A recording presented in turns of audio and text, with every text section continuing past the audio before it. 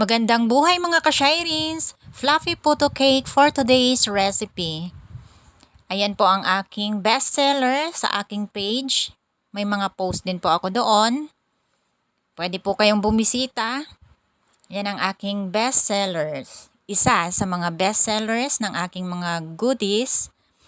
At ang texture po niyan ay siksik siya pero malambot, fluffy. O, kita nyo naman po ang pagka-siksik ng ating texture ng puto cake.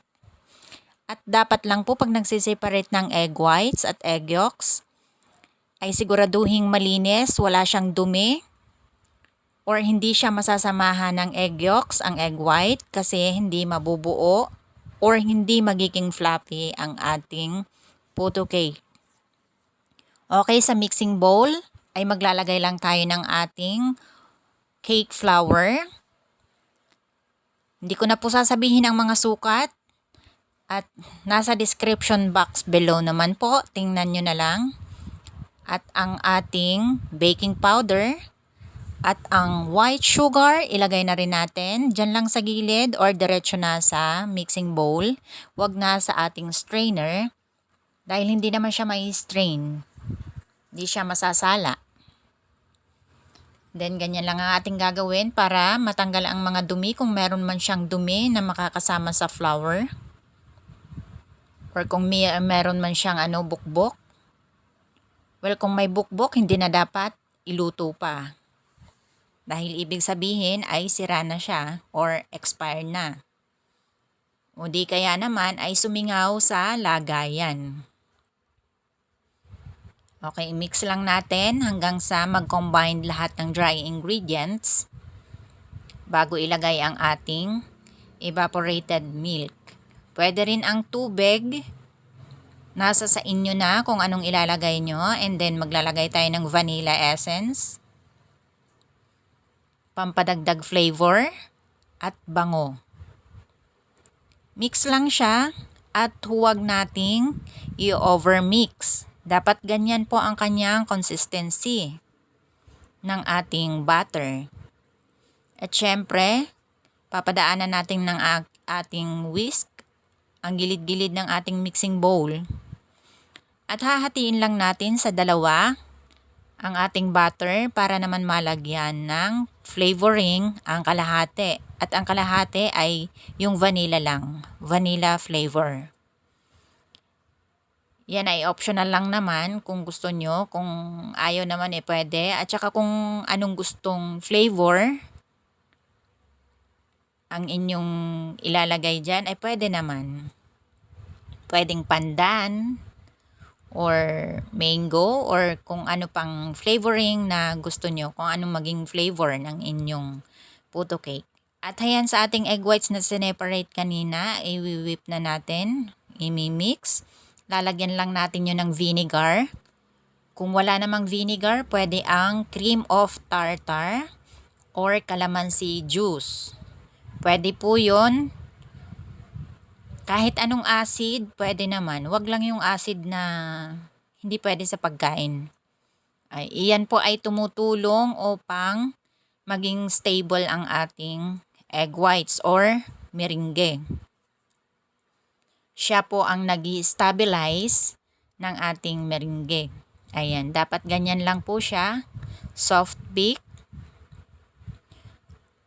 Huwag nang i-overbeat na hanggang maging siya, yung tuwid na tuwid ang ating meringue. Pag iniangat ang attachment, kasi mahihirapang maghalo. Mahihirapan siyang mag-mix ng butter. At pag dyan naman sa pagmimix, konti lang muna ang ilalagay para kumbaga parang ipakilala sila sa isa't isa. Kasi pag idiniretso mo, syempre mabigat ang ating butter, babagsak ang meringue. Hinati ko lang yung meringue natin dahil hinati din natin ang butter para maging pantay sila or equal.